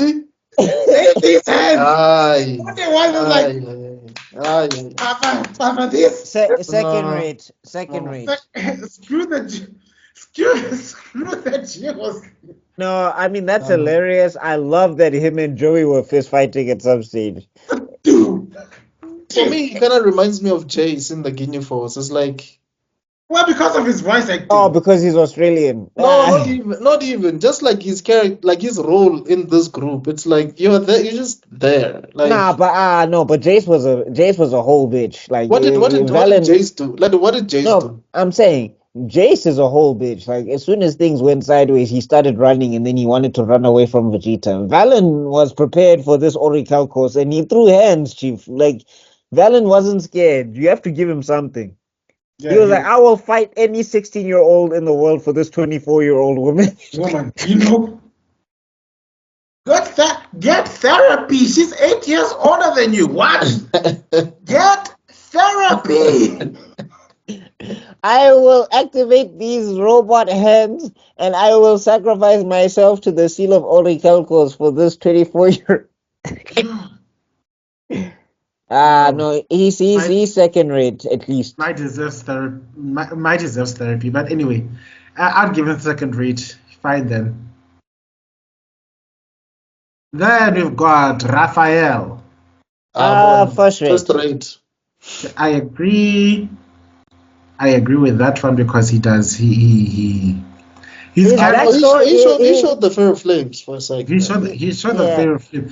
He's the only character that made that made the Dark Magician take things personally. We should have made one about the different monsters as well. He's actually one of the reasons. He's actually one of the reasons the Seal of Orichalcos story arc was really interesting. Apart from doubts, like he was a formidable opponent. Like, Yeah, and then but I'm saying also his backstory though is still kind of I don't understand it, but yeah, it was just too dramatic. Like, honestly speaking, islanding and then what? And then all of the backstories also never make sense. Alistair's that's one is Green Arrow for that, Chief. And Yeah. Green Arrow is no, a and I'm hero. saying he's dueling with the cards that he had since the time he was on that island. I was like, how are those cards still alive, Chief?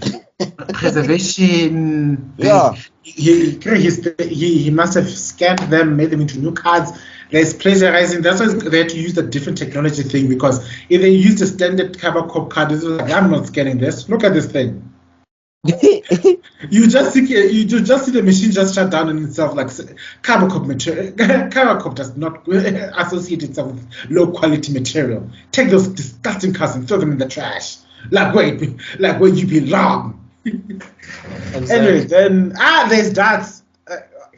S tier. S Anyone? tier. Extrodin? No, I don't think anybody would object to that. I mean, he was cheating a lot, but I Yes. hate his ending. I hate that they tried to just like everybody talks about how I'm saying everybody talks like they talk trash about how Naruto would talk no jutsu. He tries to redeem people at the end. Like that, his redemption is literally a sentence, and then it's like, "Bye, Pharaoh. I'll see you some other time." And it's like, wait, whoa, Chief, you activated the Leviathan. You sucked the souls of millions of people on the planet, bruh, and we only get like. you were making up rules as you go, as you went. You Like, know, he broke the system. Like, I'm going to show you how I'm going to properly cheat in this game. I didn't lose because I activate Divine Serpent. Yeah, and Divine Serpent. if so long as Divine Serpent is on the field, the game's not over because you need to defeat the Divine Serpent. And by the way, its attack potential is infinite. So yeah, you know who Dart is like. Dart is like that kid who owns a PS5, and you guys are playing the game at that kid's place, and then you beat him. He's like, no, I was just playing around. Let's go another time. And you guys can't say no because otherwise it's over. You guys are going yeah. He's the guy with That's he's the guy with the Van Damme VHS, and he knows all the lines before Van Damme even says it. And if you're just like, no, we just want to watch the movie, it's like, okay, fine, movie's over. Yeah, fine. Yeah. Then there's also my favorite. Can also shout out to my favorite soundtrack from this arc. Dun dun dun dun dun dun dun dun dun dun. I'd be like, if someone to activate the seal of Aracalcos and that music starts playing, I'd immediately start dancing while people are basically getting all concerned. If he loses this dude, he loses his soul. What is he doing? Dun dun dun dun dun dun dun. It's like, I know we're battling for our souls here, but this beat is fire. Okay, let's go. It's like people who get killed by Mike Myers. When you hear his theme song, bruh, it's like ding ding ding ding ding ding ding ding ding ding. It's like I should be running, but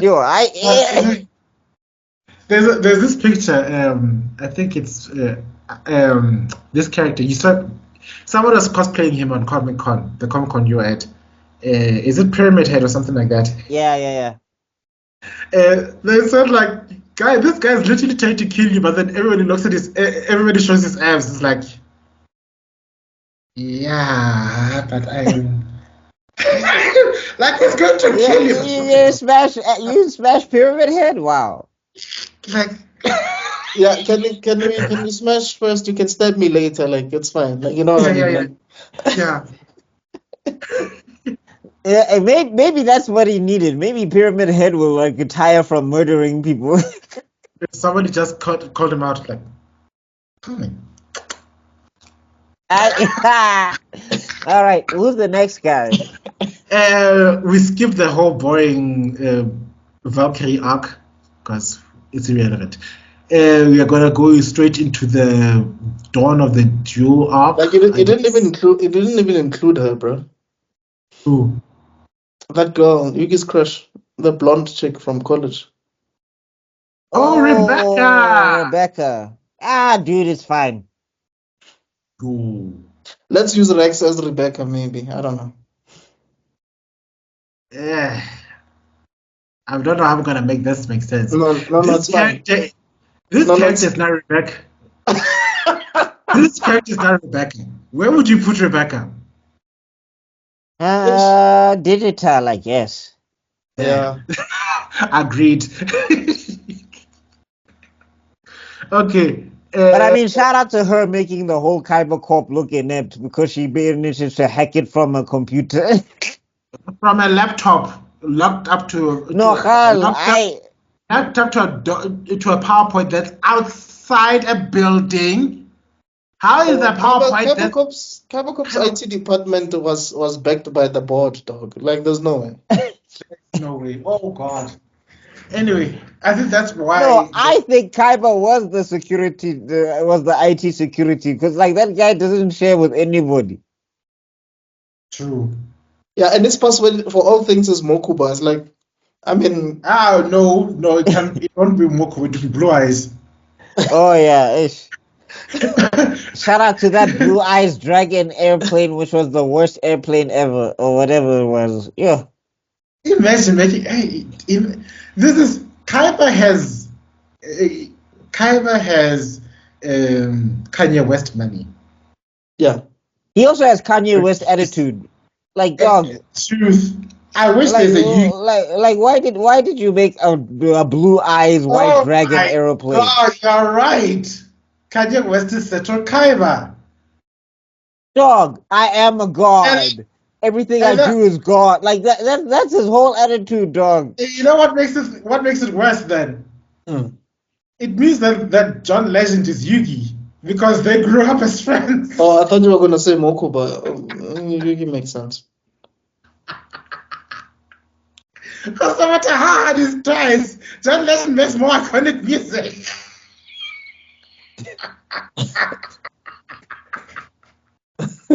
Yo. Kanye West stands. Don't come for me. I'm comfortable because I'm a Kanye West fan. So go for that guy. Then. Look at me. Come at me. Bring your horns. Come at me right now. That sounded very bad. Come at you. Okay. Can we? Yeah. Can we move on to? Yeah, Yeah. no. Let's move Yeah, on. no, you see now, shout out to the person. This is shout out to Zuko because he somehow managed to possess Extrodin's mind. And somehow he felt it like, oh wow, there's an opportunity here. I'm sorry. What's that jutsu that lady from Konoha does? Yeah, Mind it's transfer. a glasses to glasses thing. As long as you have glasses on, then you. We are of one mind. Yeah. Anyway, okay, let's go to Dawn of the Duel. We have Mahad. I think these are basically all the characters that are relevant to this arc because there are more characters. Mahad is second rate to me, dog. He was I- talking too much. He was talking too much. I would have put him in digital because the moment we figured out that he became the Dark Magician, the Dark Magician's sassiness vanished. Wow, just for Yeah. that. Pay attention. If you look at the character, throughout all the arc, there's a certain personality you see in the Dark Magician. Suave of sorts. Yeah. It's suave. The moment Mahad took over his body, you just see this bland 2x4 character. I was waiting for that sass. I was waiting for at least No, Mahad to at have one enough- point in a duel, when Yu-Gi had summoned the Dark Magician, he literally comes out and he's like, Yes. Over and over again. So no. Anyway, then there's Priest Sato. No, but like the reason why I put him in second rate is because he would have been in first rate if his powers had actually matched Bakura's, because he was talking so much. He was like, "Yeah, this is where I have to be. I will use my ultimate powers to crush Bakura." At a point, And then, but yeah, it was like Vegeta. It was like watching Vegeta after he got like. It was as if he was the main character at a point. It's like it was like focusing on him. But I'm saying it's like Vegeta after he became Super Vegeta. Like you're like, hey dog, okay, he's gonna do the things, and then after Perfect Cell comes, Vegeta just gets whacked. He just kept quiet, dog. Humbled for the rest of his life. Anyway, okay. Like when TFS was like, yeah, you should have just done what everybody does and wait for Goku. And then I like the way 16 says it, like, no, I forgot what I was talking to. I think Krillin. Yeah, little duckling. Sensu beans only restore physical damage. It will do nothing against emotional trauma. 16 you like you'll be scarred for life. Ah man. All right. Here is the other. What do they call him again? Priest Sato. Oh, it's like I don't know how. Yeah, unless I mean, you were telling me that some Egyptian names, I guess, could sound that way. So I guess. Yeah. But him, I'd give S tier, I think. Really? No, maybe top rate. I mean, the thing is, he had the attitude of Kaiba. Yeah. But he wasn't as pig-headed and dick-headed as Kaiba. Yeah. He was like the strict, stiff version of Kaiba, basically. Because the other characters, our Kaiba has so many one-liners and so many cool. Yeah. Okay. Cool. I would say top rate then. I'd say first rate. The Priest Sato sounds like Sato Kaiba playing D&D. You know what I mean? He's taking the role way too seriously. He was way too serious, though. Yeah, okay, so I think I'll give him first rate. And then Thief King Bakura. Thief King Bakura is one of my favorite versions of Bakura because that's when he's, like I said, he learned from Darcy. Screw the rules, none of this. None of the rules apply. Like at one point when the Egyptian gods came down, they just became like when they were throwing kamehamehas, and I was just like, what part of the duel is this? Yeah. Yeah, I think he's the one that had the creator on chokehold because eventually we realized that it was all an illusion. They were actually on another game. It was Inception. Which I still don't understand how that works because I was like, was Yu-Gi just asleep at the table and was like Bakura talking to himself the entire time? Like Yu-Gi-Oh is sleeping, like Yu-Gi is sleeping, or Yami is sleeping, and Bakura is just like, oh, you're sleeping. Is that what you do? In the most important duel of your life, Pharaoh.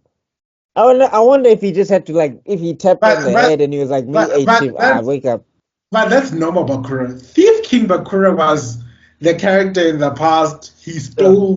He raided. The pharaoh's tomb. Hey, Fought dog. against obelisk Straight, more than like once. on the first day of the inauguration of the pharaoh, he pulled up his daddy's corpse, put it in the middle of the courtroom, and he was like, "Yeah, your dad is here to congratulate you on your inauguration." Like, dog. I just started today, and this is how you like, bruh. I can't even like settle down, catch a night of sleep. That's what I liked about him. He broke all the rules. He said, "Screw this! I'm gonna start chase. You're gonna have to chase me on your horse. I'm going to." Hey, no, Bakura's horse. Hey, that horse was a horse from the I Matrix. lost. No, can you hear me? We can hear you. Yeah, we can. Yeah, I can hear you. I was saying that Bakura's horse is the horse of a mate. Is like a horse from the Matrix or something. What's going on? I think they were Locanteros. Oh, Maybe go out and come back in. no, but he'd have to thingy. Oh. Hold on. Can you hear us now, Chief? Hello. Yes, we can hear you. Yeah, I'm back-ish. Oh, Can you hear me? Yes, we can hear you. I was gone for a moment. Like everything glitched. Oh, I Yes, think sir. it's the crap you were saying about this Bakura, so it's like nah. You've activated the spirits of Kel El now. You know? No, I was just saying the way this Bakura gave no ifs or buts. He was overhinged. He was And what was dramatic. his and what was his monster's name? Dearbound. Hey, Dearbound. Dearbound. I shall yo. release my dear bound. Dearbound. Attack with your spirit of shockwave. Dearbound needed to join Kosat. The way he was working. Yo. So A union chief. I I know. know. Vavi needed to step in for Dearbound and just be like, Bakura, these hours. So where do you want to put him? ST, I guess, yeah. Do you Yeah. want Also, he's like the first character to eat a punch, to eat one of Tristan's punches and stay standing. You know? Yeah, for that alone, S tier. Who did he make disappear again? Who disappeared again? Like sort of like became invisible? Was it Tristan? Well, he takes over Tristan's body or whatever. Yes. Oh, okay. There's a part where he himself becomes invisible and walks straight into the palace again. Worst security ever. Yo. You know? Then there's the pharaoh's dad, Aknam Kanan. Akram Khan. Digital, I guess. No, he's not digital. I think he's second rate. I'd give him second rate because he does do something for the plot in the last arc. Because he offers himself up for the spirits of Cult Elna to have their revenge. But it's just that the other thing is like I feel like he didn't know how to utilize his military because it's just like, Chief, you're telling me you're depending on these 7 people when you have a whole city. Yeah, Zordon vibes. I just need 5 teenagers with attitude. That's all. Wow. Okay. So second tier. Yeah, Yeah, second rate. And then Isis, basically, she uses reincarnation. She was useless. Oh my god. Yeah, no, she can go into the digital realm. Who's reincarnation? She uses reincarnation. Who saw what's Mahad's future and just didn't tell him? No, she just tells him, whatever happens, you do come back. I was like, wow. No, I'm saying no, because like even Mahad goes, if that's the future, I wouldn't want to know it. I'm like, dog, you're knowing this. Like you have no choice. That's what I'm saying. Mahad at a point really did feel like the main character, even if it was for like a few episodes. It was that one episode. This one. The way you defended these episodes, this number of episodes. You know. Then of course there's this asshole. Hey, dog. One of the biggest villains, like you. He was competing with what's his Bakura at some point. He was petty to the core. You know what frustrates me is that he's such a villain and it was such a setup, but then the payoff was like, oh, okay, he sacrifices himself to possess Setokaira's body so that he can try and kill the pharaoh. Yeah, like dog he ended up randomly beefing. Like the thing is, Also, he's a cautionary tale. If you're a king and you have a brother, you need to kill that guy immediately. Says a man. How many brothers do you have again? I think this is digital. Pardon? I have one, but I'm not a king of anything. You have a brother and a sister. Imagine if you were to become king. You're gonna be like, ah, my guy. You know. Because every story I've seen, I haven't seen one where the brother is just cooling. Like this guy There was is. plotting on his brother from day one. Yo, Wait. Remember, we did figure out one where the brother was cool. Which one was it? Was it like Game of Thrones or something? It didn't make sense. We were like, Game of Thrones can't be the only one where the brother is the only person who's cool. wait, who's the a cool brother in which Game of brother are you Thrones? talking about? It was Stannis the Menace. Oh, Oh, he was cool. He didn't plot against his brother. Oh, weird. Seeing it's his I Game of know. Thrones. And that's why I was like, Game of Thrones can be the only example. And it turns out to be the only one. I don't think it's the only one. Maybe it's top of mind. I'm sure there are Yeah, others. I hope there are. But anyway, Anyway, him, I would say second rate. because he does care, but the payoff is the most disappointing part. He could have Yeah, been. that's what I'm saying. Digital. Also, the way he gaslights himself is Yeah, no, hilarious. even his glow up. He went from this person to this masked, blind thing with a mask and super cool uniform, and then it does what? That's it. So, I mean, I'm not mad at digital. If you want to give him digital, I'm like, yeah, okay. I'm fine with digital. Yeah, I think that concludes everything of relevance. The other characters that I decided I ain't got time for this nonsense. Yeah. So anyway, this concludes our tier list. I think this was a relatively peaceful one because we are of the same mind with regards to many of these characters. I'm personally happy that Thief King Bakura got elevated to S tier. No, hey, I'm man, very happy about that guy was Darts. chaos. Everyone knows that. Anyway, what are you guys' thoughts so far?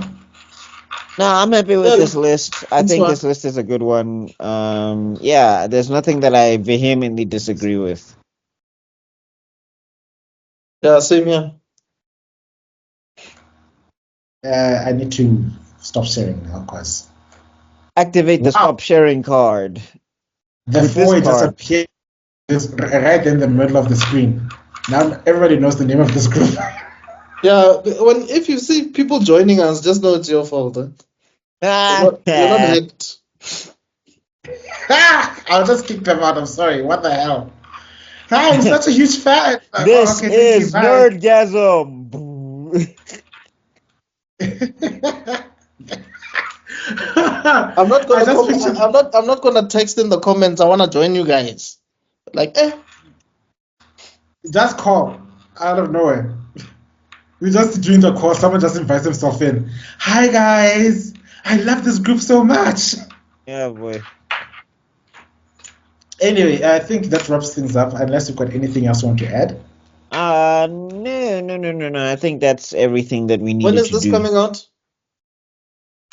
In a couple of weeks. Alright, You know, at this point in time, editing it will the come bellow will out. kill you. No, I just It It wanna will come say when it comes out. we are recording this on the 3rd, so even though it's gonna be late, may the 4th be with all of you guys. Oh, Star Wars. Okay.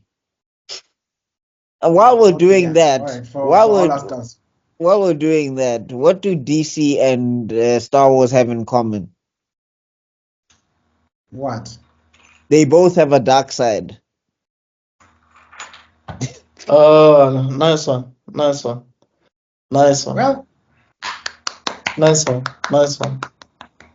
I think Daffy Duck will be proud. I think this is Daffy Duck will be proud. This is the face we put whenever we type LOL in our computers. You see, we are not actually laughing. We are just reacting to this thing. Anyway, thank you for lasting up until this point in time. We do hope that you like, share, comment, and subscribe. Please talk about us. Please share the channel and all the other crazy stuff. Please follow these guys. They're awesome at what they do. Mr. BuckMeister he's literally the avatar of the Rika Chala universe right now. Oh God, So- I'm the avatar of Basna. Oh God. Yes. So we must help him maintain his chakra so that this thing eventually happens. Please lend me your energy. Take some. And then Mr. Extrodin, he's a buffin when it comes to all things film related. I think you should listen to him when he talks about the movies with Rob. It's like, yeah, again, the video is complete. Even the stars are showing up. The video is complete. We had a mind meld with BuckMeister, and Extrodin's screen decided to do its own thing. We are it's It's not a Nerdgasm episode if we don't hit that checklist. Yeah, and Tebello's wise moments of the days. Yes, I didn't have a wise moment of the day, did I? No, you did. No, you did when you came in and saved me from the alphabet mafia. Exactly. Yeah, I want to see if I can make that into a clip. Anyway, excuse me. Oh, so get me cancelled. Yeah, Okay. Yes, you're the more famous one. Guys, we need to make things for the whole, what you call that channel? For carte blanche. We need to make content for carte blanche. They need to give us, they need to have moments in time. You see this moment. He delivered the track to cancel. I feel like this is not carte blanche. This is cutting edge, Chief. You know, cutting edge. Anyway, let's I love LGBTQI people. I'm just going to put that out there and save myself. Okay, I hear you, bro. You froze again. I froze. Was it me who was freezing? Yeah. I was just saying I had to put it out that I am an ally, so that at the end of the day. Hi, I just want to say I'm part of the LGBT community, and my friend, and this is my friend here, my friend, straight friend here, Valentina. He's an ally. Say something, ally. Hi guys, I'm an ally. You're supposed to just say ally. Say something, Valentina. Ally. Ally. Anyway, guys, I want to become more viral than herpes, and the only way to space is to please spread the word. We love you guys. We'll see you guys next week. Peace out. See you at Afro Geek. Cheers. Cheers. Oh.